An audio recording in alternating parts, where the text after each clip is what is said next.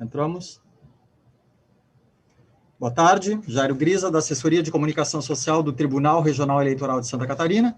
Estamos de volta com as nossas coletivas das eleições municipais 2020.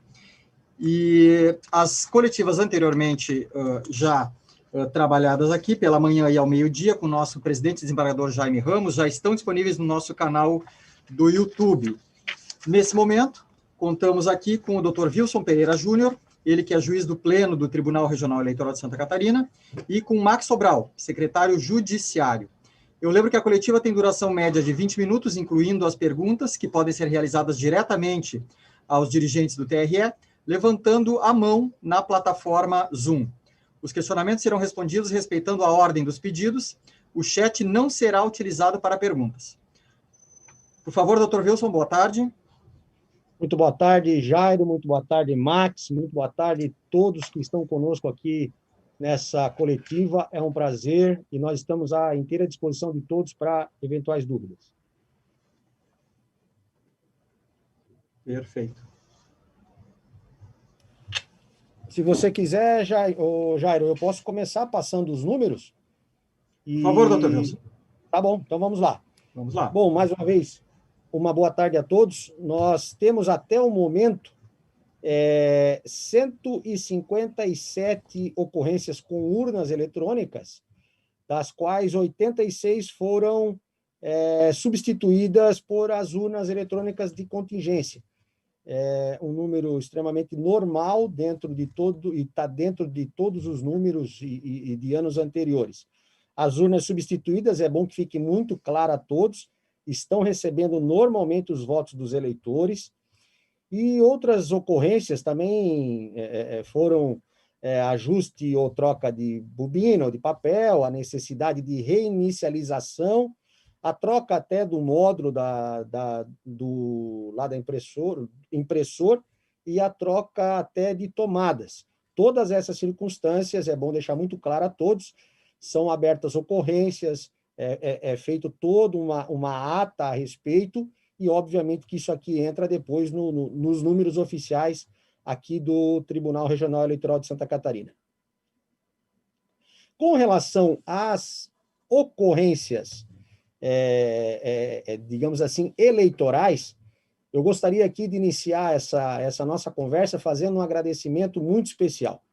Primeiro de tudo, agradecer a presidência do Tribunal Regional Eleitoral, a Corregedoria, o desembargador Jaime Ramos, o desembargador Fernando Carione, todos os juízes da Corte e principalmente os nossos colaboradores aqui, que eu faço um destaque muito especial ao Max, que dá todo o suporte, e principalmente a Ascom, que nos dá a possibilidade de conversar com a população através da imprensa, que para nós aqui do TRE é muito importante. Então, eu queria aqui fazer um registro especial ao Jairo, a Ana Patrícia, todo o pessoal da Ascom, que realmente estão há muitos e muitos dias sem dormir, para que a gente possa, ao vivo e a cores aqui, trazer essas informações da eleição para os senhores.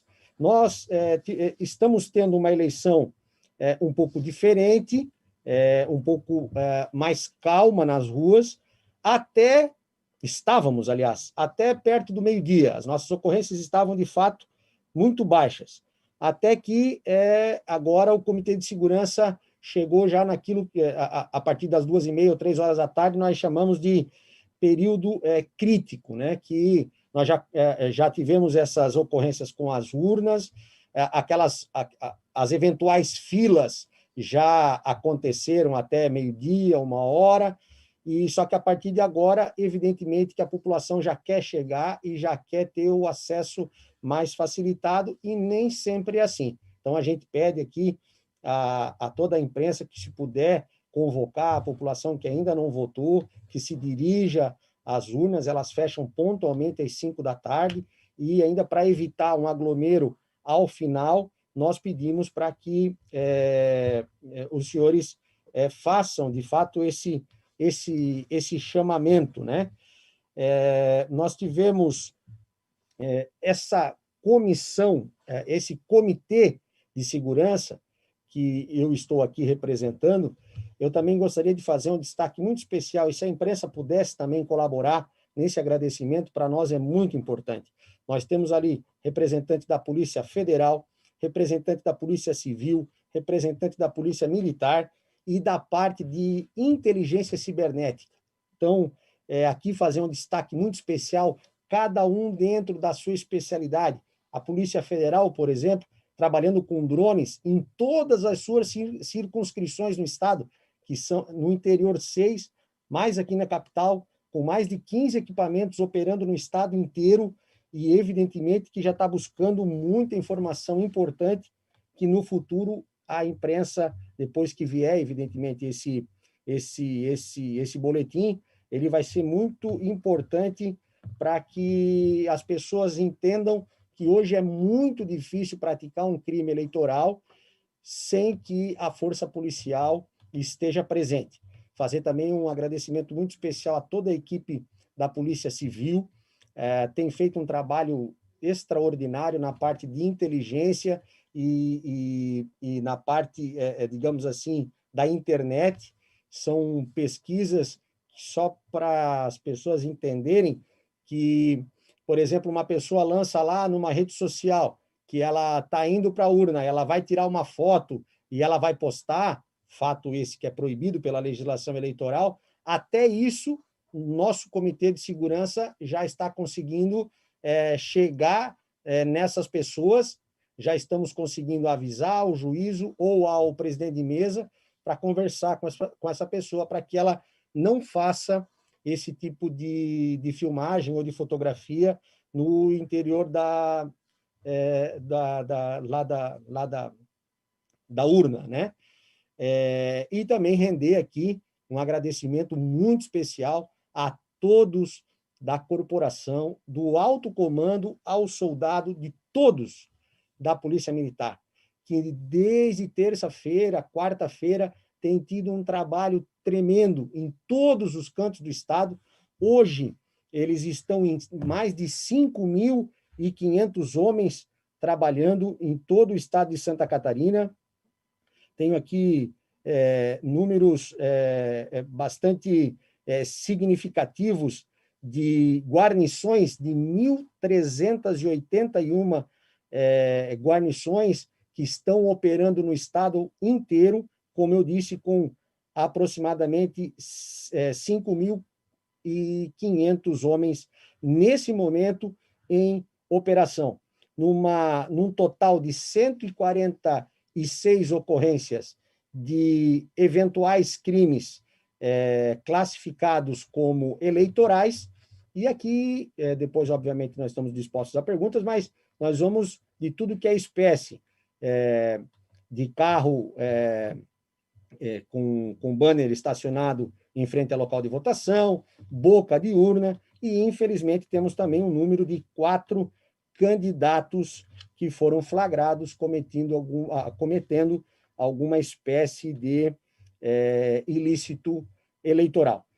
Então, assim, resumindo, esse Comitê de Segurança já foi instituído nas eleições de 2018, teve um sucesso tremendo naquela oportunidade e, graças a Deus, estamos repetindo esse sucesso, porque a Força Policial do Estado de Santa Catarina, além de ser muito prestativa, é de uma competência extraordinária. Nós fizemos uma reunião agora às 11 horas, né, Max?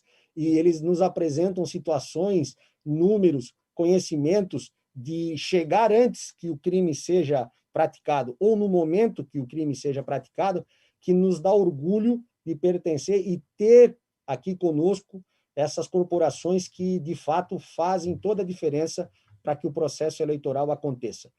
Sabe-se que muita fake news ainda está sendo propagada, muitas informações maldosas a respeito da justiça eleitoral, do sistema, e também, infelizmente, a respeito de candidatos. Mas, para deixar todos muito tranquilos, estamos tendo até então, são 2 horas e 44 minutos, 14 horas e 44 minutos, e estamos tendo uma eleição mais do que tranquila, não é, Max? Perfeito, doutor Wilson. Tudo dentro da normalidade. Tivemos nos últimos dias, ali de sexta-feira até hoje, na parte ali da prestação jurisdicional do tribunal, sim, um número expressivo de mandato de segurança, né? O senhor, inclusive, estava de plantão esse final de semana. Fui sorteado pelo Max. A turma trabalhou um bocado, muita matéria de pesquisa, carreatas. Podia também, né, Max? A gente pode levar também a toda a imprensa. Quando o Max se refere à questão jurisdicional, é quando os partidos ou os candidatos, através dos seus advogados, procuram o Poder Judiciário para que destrave alguma situação jurídica, ou entrave, né? Porque a gente tinha aqui situações, por exemplo, de que aonde o juiz eleitoral liberava uma pesquisa, que eu acho que foi o nosso recorde aqui, os institutos de pesquisas, onde o juiz liberava, tinha muitos partidos que não podiam liberar. Em outras situações, até mesmo dentro do próprio município, quando o juiz trancava uma pesquisa eleitoral, um outro determinado candidato ia lá e disse, não, tem que liberar. Acho que essa foi a grande demanda, né, Max? Tivemos alguma questão de cautelar? Dos últimos dias, sem dúvida. A pesquisa foi o assunto mais recorrente, o que demandou mais atuação do plantonista. Fora isso, nesse período que antecedeu a eleição, a gente fez um trabalho hercúleo ali para vencer o julgamento dos registros de candidatura, para permitir que o eleitorado vote com mais segurança. Batemos, né? Julgamos todos. Julgamos 100% dos registros de candidatura, principalmente, sempre foi a nossa grande preocupação aos candidatos a prefeito, né, Max? Exatamente. Porque é aquele que mexe, de fato, com o ânimo, né, de qualquer município. Nós entregamos o Tribunal Pleno do Tribunal Regional Eleitoral, conseguiu dar vazão a 100% desse processo. Fizemos, inclusive, uma sessão extraordinária na quinta-feira. Uma sessão extraordinária na quinta-feira. Mas é importante que se diga que ainda há uma instância recursal, né?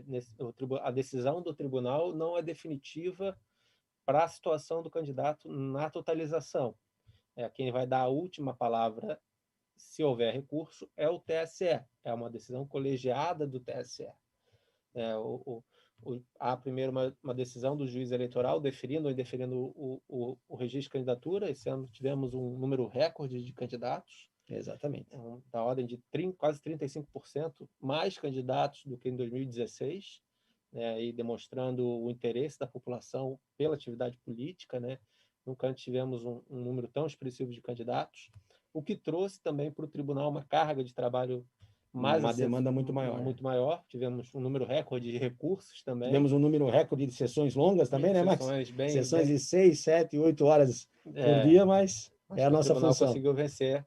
Coitado só é do Max, que ele começa a trabalhar às 4 da manhã e dorme às 3 do outro dia. Significa que 1 hora de sono por dia, né, Max? Tá ótimo. Tá bem. E, obviamente, nos colocamos à disposição de todos aí para eventuais dúvidas ou esclarecimentos. Nós estamos aqui à disposição, tanto eu quanto o Max. Muito bem, muito obrigado. Seria só importante, de repente, o nosso secretário judiciário, que foi uma pergunta bem recorrente aí durante a semana, em relação a esse candidato subjúdice, né, esse candidato que está indeferido, mas com recurso já encaminhado ao TSE. Então, a imprensa pergunta sempre, né, o que acontece com a votação desse candidato hoje, né?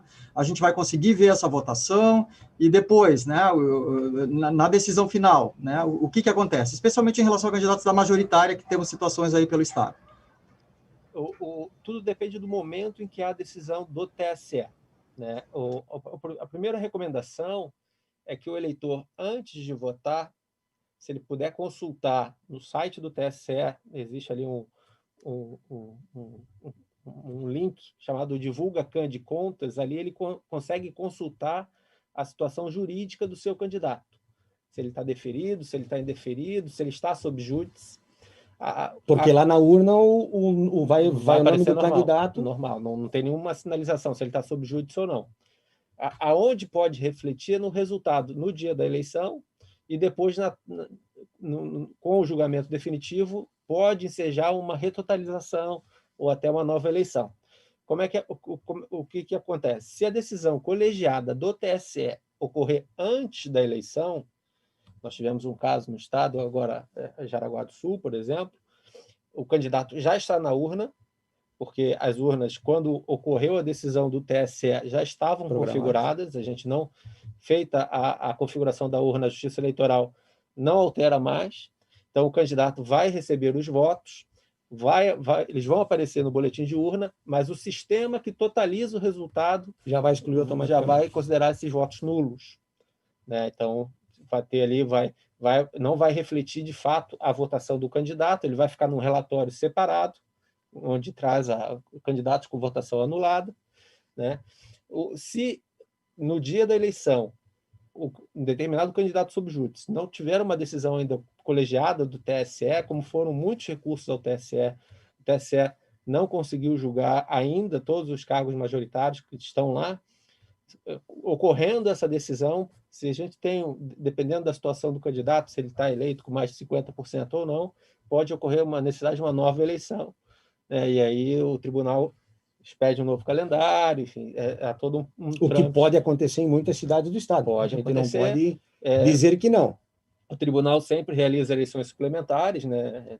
Não é o interesse da Justiça Eleitoral, pelo contrário, mas ao candidato é facultado, é um direito que o candidato tem, fazer campanha sob júdice, né? Então, e eu queria também, Jair, se você me permite, também levar ao conhecimento de toda a imprensa que esse atraso, digamos, no julgamento, não é um atraso voluntário, tá?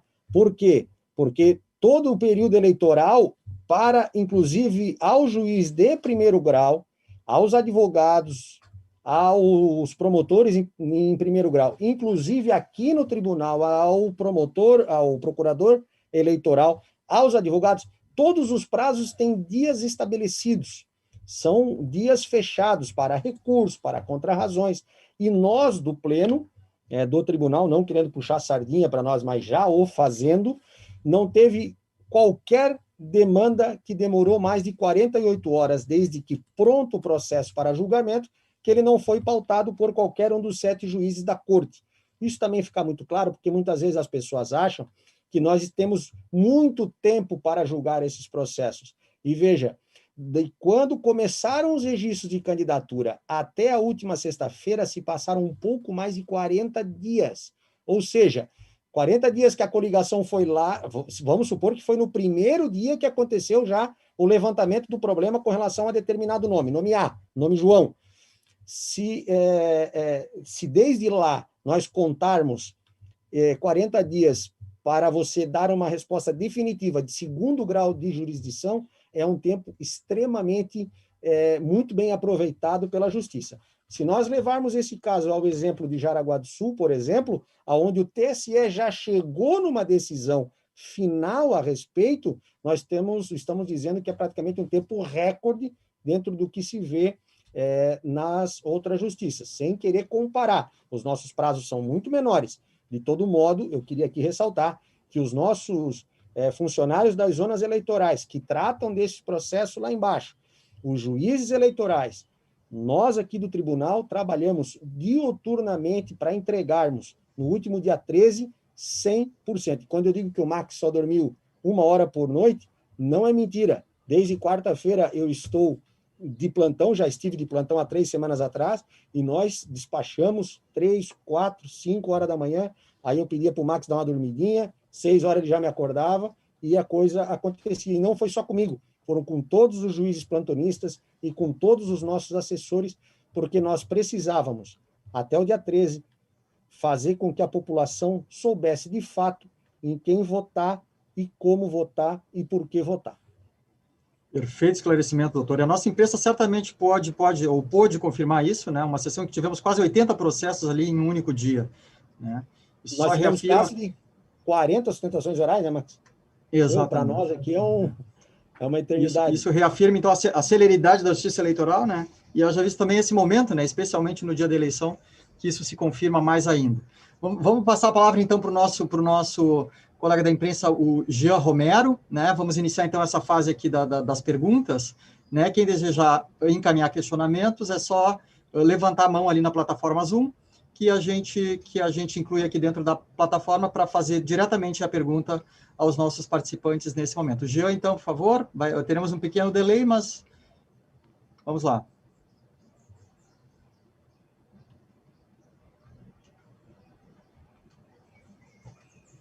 Habilite seu microfone, por favor, Jean. Já esteve conosco aí pela manhã. Jean, por favor, boa tarde. Boa tarde, Jairo. Boa tarde ao Dr. Wilson Pereira Júnior, ao secretário judiciário Max Sobral. Um abraço para vocês. Gostaria Gostaria que vocês esclarecessem a todos quais crimes eleitorais mais preocupam o Tribunal Regional Eleitoral e falasse também um pouco mais dessas consequências aos candidatos que insistem em se envolver em atos ilícitos. Veja, Jean, eu não digo nem que é que mais preocupa o tribunal, mas é o que mais deixa todos os membros, funcionários e juízes extremamente tristes, né? Porque nós estamos aqui trabalhando para que a eleição seja entregue a toda a população, não com a rapidez, mas com a transparência e a lisura necessária dentro do que nos é possível. Mas nós ainda temos algumas pessoas que pensam que as forças policiais do Estado não agem e que temos um Tribunal Regional Eleitoral que não dá a resposta necessária quando lhes são trazidos esses problemas. As maiores ocorrências, infelizmente, ainda é a boca de urna e a corrupção eleitoral. A gente sabe que é muito difícil detectar esses tipos de crimes, mas, repito, nós já estamos agora às 14h37, eu recebi o último balanço da PM, da Polícia Militar, em que nós já estávamos com 146 ocorrências, com 4 candidatos ainda prometendo ou dando algo em torno do voto. Isso, de fato, nos deixa muito triste, porque apenas começou um processo que a gente já sabe onde vai parar. Devidamente provado, né, esse candidato ou a qualquer outras 142 pessoas que foram pegas cometendo eventual crime de boca de urna ou corrupção, o processo apenas está começando, né? Isso vai ser feito toda uma investigação, o Ministério Público vai tomar conhecimento de tudo que está acontecendo e, certamente, em muito pouco tempo, essas ações vão parar aqui no tribunal. Considerando que eu estou no tribunal desde 2016 e faz muito tempo que a gente já não julga uma boca de urna ou um crime eleitoral ou uma corrupção eleitoral, significa que nós julgamos esse tipo de processo em um ano e meio, a população já tem a resposta se essa pessoa é considerada ou não culpada pela Justiça Eleitoral. É isso, né, Max? É isso.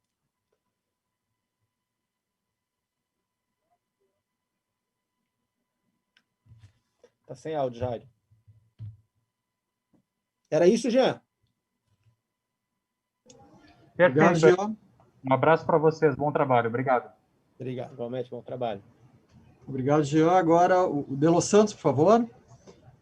Vamos incluí-lo na plataforma. Só identifique-se com o nome do veículo também, porque...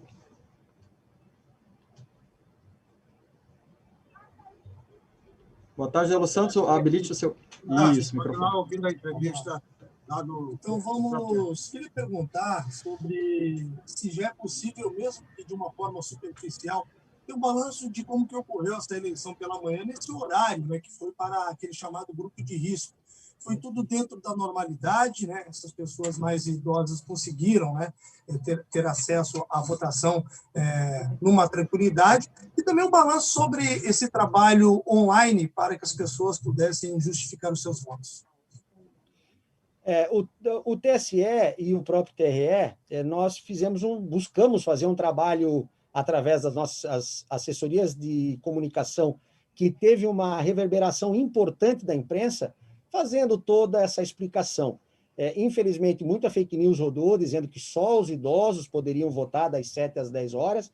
A nossa assessoria de imprensa aqui está tentando desconstruir isso desde a última segunda-feira, mais maciçamente, mas eu posso falar pela escola onde eu fui votar. Infelizmente, eu voto em Joinville e tinha que me deslocar até Florianópolis, então eu tive que votar no primeiro horário, logo às 7 e pouco da manhã. E percebi que no meu local de votação, estava, sim, havendo um respeito muito grande nessa questão da preferência. Mas nós também não podemos, De Los Santos, esquecer que muitas pessoas trabalham, né, no domingo, né? Motoristas, garçons, e qualquer outra pessoa que tenha um expediente num domingo, evidentemente essa pessoa simplesmente poderia, e tiveram casos que a gente já sabe, muitas pessoas nos ligaram perguntando se era lícito, e evidentemente que a gente simplesmente explicou que a fake news também, a gente fica pensando, de onde sai o interesse de um cidadão de passar uma informação errada para uma pessoa, né? Porque era simplesmente existia uma fake news com relação à obrigação de votar das 7 só para idosos, já é querer excluir muitas pessoas que precisavam disso. Mas dentro disso, nós entendemos que de todas as reclamações, orientações que vieram até ao meio-dia, 2 horas depois do horário preferencial, transcorreu dentro da mais normalidade possível. Com relação às ocorrências policiais, a gente sempre sabe que elas ocorrem sempre na abertura das urnas eletrônicas, quando começa do horário de votação, quando pode dar algum maior número de problemas na zona, se vai o voluntário, se não vai, a pessoa tem que ficar lá obrigatória para ter que trabalhar ou não. Ali sempre dá uma ocorrênciazinha, esse ano foi praticamente zero. Repito, às 11 horas, quando nós fizemos a reunião do Comitê de Segurança, nós tínhamos 14 ocorrências policiais no estado inteiro, e absolutamente todas eram de corrupção eleitoral ou boca de urna. Então, assim, nós estamos dentro da normalidade do processo eleitoral, sim, nós estamos tendo uma eleição muito tranquila. Parabenizo mais uma vez toda a parte técnica aqui do nosso tribunal, que é a parte da imprensa, né, a nossa assessoria de comunicação, e principalmente, repito, agradecemos a todo o pessoal dos veículos de comunicação, rádio, televisão e jornal, porque contribuíram por demais para que as informações verdadeiras fossem levadas ao público, que é o que a gente precisa, de informação verdadeira chegando ao eleitor. E há também um questionamento sobre o aplicativo para fazer a justificativa, né?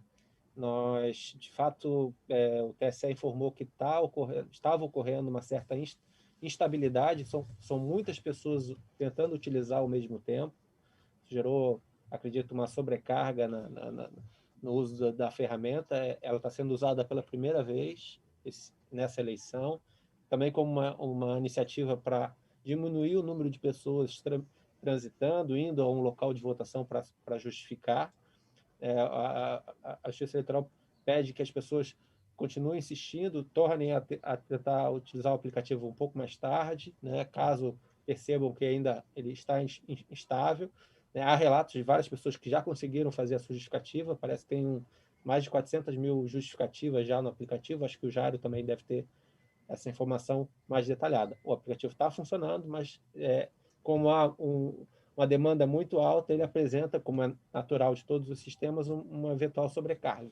E falando também de aplicativo, já que o Max deu a dica aqui, em entrevista, a gente aproveita a dica dos outros, né? E estamos falando do Comitê de Segurança. Se a imprensa também pudesse passar a informação aos eleitores de um aplicativo chamado Pardal. Pardalzinho ali do nosso passarinho ali, Pardal. Inclusive, o símbolo do aplicativo é o próprio passarinho. Que esse é um aplicativo que online a pessoa, verificando uma ocorrência de um eventual crime eleitoral, ela faz o comunicado na hora, e qualquer eventualidade ele pode ser registrado através do celular, através desse aplicativo. Importante para as pessoas saberem que muitas não entendem como que chegam tantos comunicados, e hoje a tecnologia chegou também para passar essas informações ruins, digamos assim, para a Justiça Eleitoral. Perfeitamente. Obrigado, De Los Santos. Estamos já extrapolando o nosso horário aqui da entrevista, mas ainda temos o Luiz Carlos ali que está pedindo a sua participação. Por favor, Luiz Carlos.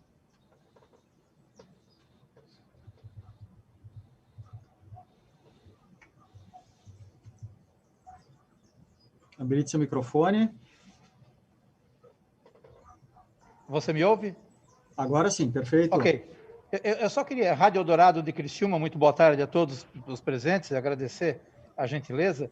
A minha pergunta é a seguinte, que vem dos estúdios, a função e desculpa também se essa pergunta já foi respondida anteriormente, que só agora, durante o curso da entrevista, que eu acabei conseguindo conectar. Mas, enfim, a minha pergunta é, esse aplicativo, o e-título, na função justificativa de voto, ele vai perder a sua função hoje a partir das 17 horas, e aí a justificativa de voto ela passa a ser, depois disso, no processo normal, nos cartórios eleitorais?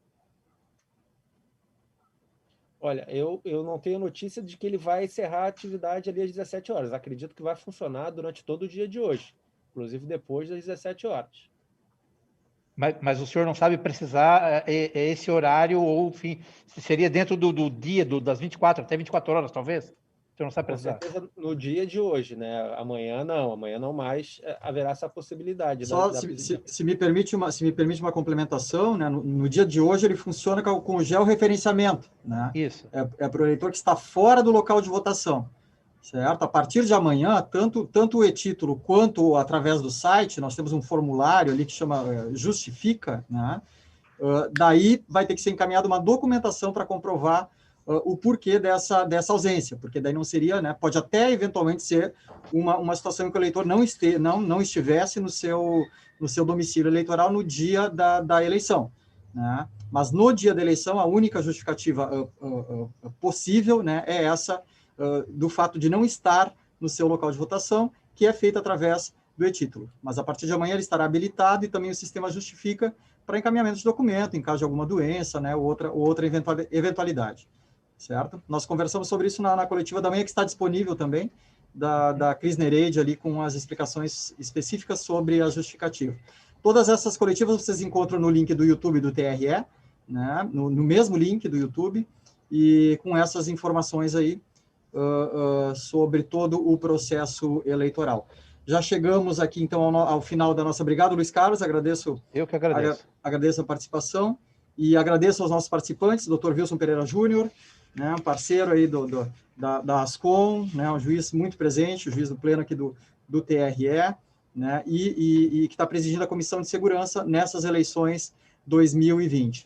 Maximiliano Sobral, nosso secretário judiciário, sempre parceiro, sempre presente também, e que nos brindou aí ambos, né, com uma bela coletiva neste início de tarde. Agradeço, então, a todos e convido para a próxima coletiva às 16 horas, com o nosso vice-presidente e corregedor, Fernando Carioni, que fará um balanço das eleições 2020 nesta parte da tarde. Muito obrigado e até mais.